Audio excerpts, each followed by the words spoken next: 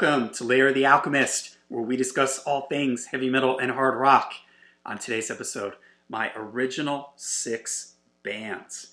These are the bands that when I first discovered hard rock and heavy metal that were my favorites, that shaped my musical tastes and molded my young musical mind. These would be the bands that I would take with me through my musical journey and that I still love to this day. These are the bands by which all other bands would be judged. Of course, there were a lot of bands that I was listening to at the time, but these were the 6 that made the biggest impression on me.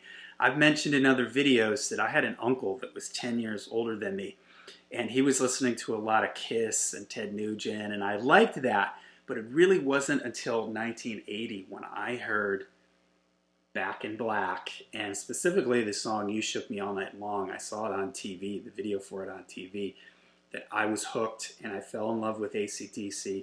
They would be my band. Anybody that knows me from high school or even elementary school, they associate me with this band because I was just a total fan of them. I still love this album to this day. In my opinion, it's the greatest hard rock record of all time. And it shaped, my musical mind after this. It was the first band that felt like they were my band. My uncle had Kiss and Ted Nugent, but I discovered this on my own. I was totally into it, and to this day, I still love it.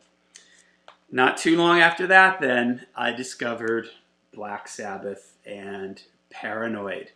I was hearing some of their stuff on a local classic rock radio station that would play Paranoid, Iron Man, and War Pigs. I managed to get a friend of mine to loan me his older brother's copy so I could make a cassette of it. And I just remember hearing this record, the vibe of it, Ozzy's voice, the riffs, everything about it just drew me in. I fell in love with it. Black Sabbath is still one of my favorite bands to this day. Maybe my all-time favorite band if you really forced my hand and made me pick one. And it all started here with Paranoid.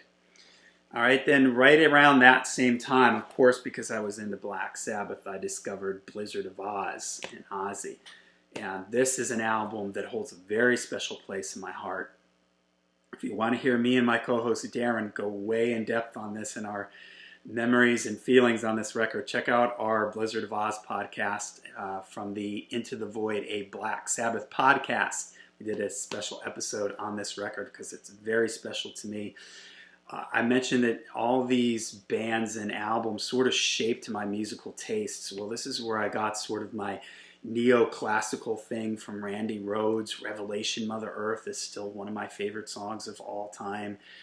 Ozzy's voice, even the dry ice on, the smoke here on the cover would be something that when I see that to this day, it still, gets my heart racing. Because it's, again, it all traces back to this record. And all these records, they shaped my tastes, really. Back in Black, that sort of hard rocking, hard grooving with a little bit of a swing thing is something that I love to this day. Paranoid, the heavy riffs and the tone of Paranoid, the same thing with Blizzard of Oz. Once I heard these records, I would spend my time trying to find other bands that gave me this same sort of adrenaline rush that I heard when I heard these bands and these albums, or that had similar vibes and tones to them. All right, now, Iron Maiden. I discovered Iron Maiden in a sort of an interesting way. We had just gotten MTV, and one night I decided to couldn't sleep, went downstairs late at night, and they were playing Iron Maiden live at the Rainbow, which was with Paul Di'Anno. This wasn't the first Iron Maiden record that I got, but I thought I would hold this up because it was that Live at the Rainbow that really got me into Iron Maiden, and specifically the song Phantom of the Opera. I was a young bass player.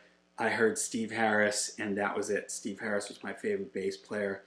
I would be totally into Iron Maiden. I think Number of the Beast was my first Maiden record, but I remember Number of the Beast, Peace of Mind, and just being so into it. Steve Harris and this, different sound than all these other records. So far, everybody that I've held up, ACDC was sort of the hard rock. Black Sabbath was the 70s metal.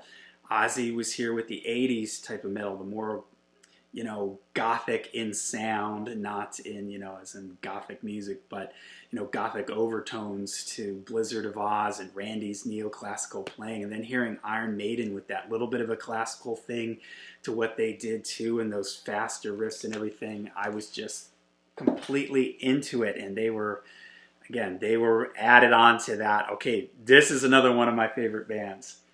All right, next, I can't remember if I discovered Priest before or after Maiden, but I know that British Steel was my first Judas Priest record.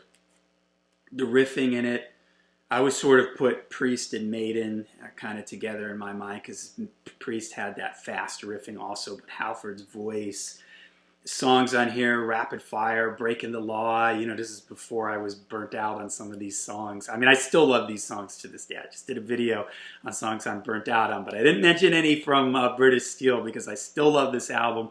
Can put this on, crank it up. This influenced me with like Halford's voice, songs like The Rage and the twin guitar attack of Tipton and Downing, and just the production on this record was so metallic and steely, you know, so metal, that I just absolutely loved it. All right, and then last was Dio and Holy Diver.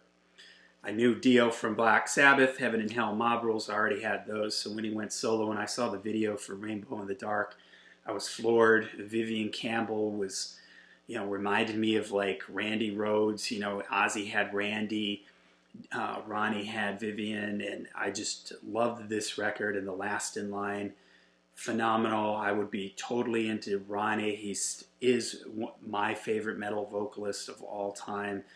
And this just sort of checked that box. It was sort of in between Ozzy and Black Sabbath, you know, that whole Black Sabbath family thing. I was so into Black Sabbath, so this just felt like an awesome continuation to what I had heard from Mob Rules and Heaven and Hell. All right, there you go. There's my original 6. Of course, again, I would be into other bands, but I would sort of, these would be the big ones. These were the ones that were on the top of the pedestal, that were the most influential on me, that I would hold dear through the years. To this day, they're still my favorite bands. Of course, I did like others like Zeppelin and Floyd and stuff, but they came a little bit later. These were the bands I first got into rock and metal, 80, 81, 82, that forever stuck with me and did hold a special place in my heart. All right, let me know in the comments down below, who are those special bands for you that when you first discovered rock and metal, they were your favorite bands that shaped your musical identity, molded your musical mind? Doesn't have to be 6. Maybe you have 3. Maybe you have 8. You know, whatever. For me, it was these 6. Let me know who those bands are for you in the comments down below. I'm also making a Spotify podcast that I'm going to play one song from each one of these albums for you. I will leave a link to that episode in the description down below. All right, comment to let me know who your bands are, and until we see you again, make sure you stay heavy, stay metal.